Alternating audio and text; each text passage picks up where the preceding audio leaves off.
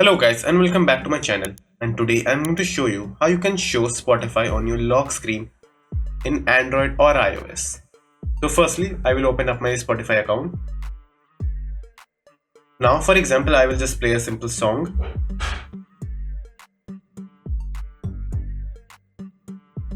So as you can see, the song is currently playing, but if you swipe down, there is no notification or a flying bar which is showing the Spotify application or the song which is playing.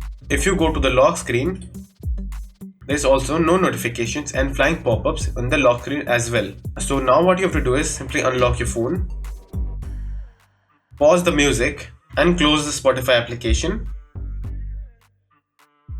Then go to phone settings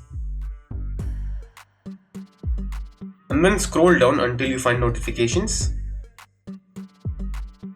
Then click on app notification. Then make sure to enable notifications for the Spotify. Just simply click on that. And then what you have to do is simply click on Spotify and make sure to enable these two settings. Allow floating notifications and allow lock screen notifications. These two notifications are the most important notification that you have to allow, because without them you will not be able to see any notification in the lock screen or the status bar. So now what you have to do is simply relaunch the application.